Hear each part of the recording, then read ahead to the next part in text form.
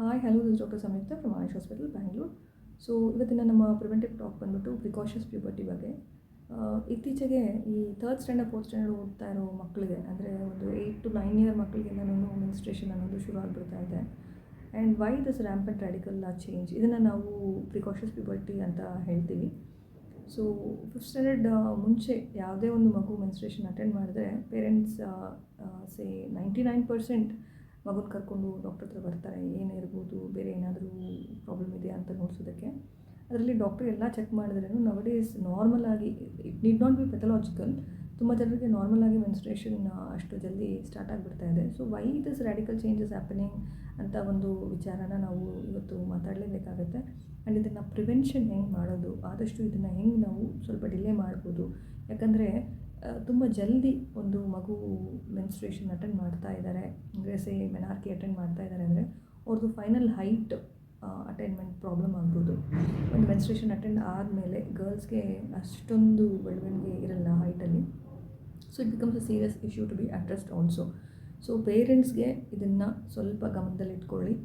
ಇದನ್ನೆಲ್ಲನೂ ಸ್ವಲ್ಪ step by step ನಿಮ್ಮ ಮನೆಯಲ್ಲಿ whatever you are doing, you try to just keep it consciously changing these things such that it doesn't repeat much early as much as possible.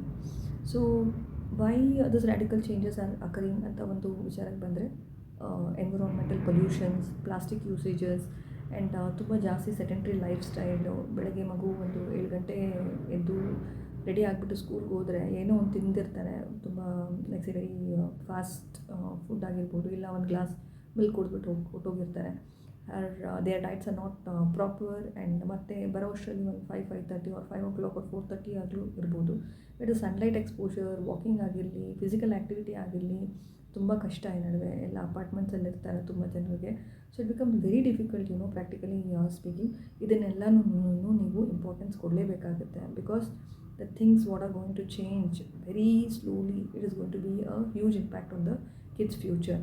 So ನೀವೇನು ಮಾಡಬೇಕು, first basic thing is like ensure good healthy diet whatever you are giving, and next thing is like outside foods na avoid ಮಾಡಿ. High trans fat foods, saturated fatty items ಇರೋದನ್ನು avoid ಮಾಡಿ. Plastic usages, ಅವನ್ಸಲ್ಲಿ ಡೈರೆಕ್ಟಾಗಿ plastic containers ಇಟ್ಕೊಂಡು heat ಮಾಡೋದು ಆಗಿರಲಿ, ಇಲ್ಲ ಈ ಡಿಸ್ಪೋಸಬಲ್ಸ್ನ ತುಂಬ ಯೂಸ್ ಮಾಡೋದಾಗಿರಲಿ, ಪ್ಲಾಸ್ಟಿಕ್ ಯೂಸೇಜಸ್ನ ಸ್ವಲ್ಪ ಕಡಿಮೆ ಮಾಡಿ. ಆ ಪ್ಲಾಸ್ಟಿಕಲ್ಲಿ ಥ್ಯಾಲೆಟ್ಸ್ ಇರುತ್ತೆ which will increase oestrogen content in the body when we are using it. Again that also will leads to many of the radical hormonal changes, which might be one of the reason.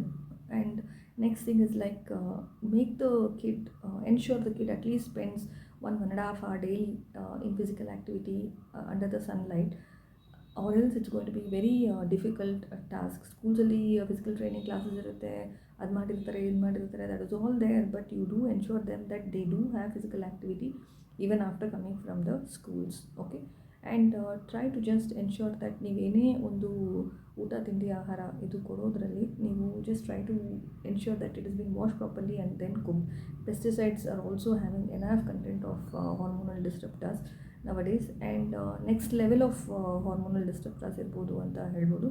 Because ಇವಾಗ ನೋಡ್ಬೋದು antibiotic resistance ಮನುಷ್ಯರಲ್ಲೇ ಮಾತ್ರ ಅಲ್ಲ, even in that things also are there. So where the higher levels of pesticides should be used for all these things to grow properly.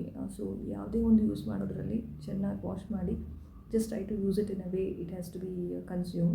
And next thing is about the poultry and animal ಫುಡ್ಸ್ನ ನೀವೇನಾದರೂ ಬಳಸ್ತಾ ಇದ್ದೀರಲ್ಲ, animal based foods. So it can be chicken, mutton or any sort of sea foods ಏನೇ ಆಗಿರಲಿ, you try to take it limitedly. ಆದಷ್ಟು ಈ non ವೆಜಸ್ನ ಸ್ವಲ್ಪ ಅವಾಯ್ಡ್ ಮಾಡೋದು better. And next thing is like try to just avoid curb the screen time also to the kids as much as possible. ಯಾವ್ದು ಅಗತ್ಯ ಇರುತ್ತೋ ಅದನ್ನು ಮಾತ್ರ ಎನ್ಶ್ಯೂರ್ ಮಾಡಿಕೊಡಿ. Don't leave them unmonitored. So these are all the basic small steps which might lead to big impact on the kids future. Hope so this is useful to you. Thank you.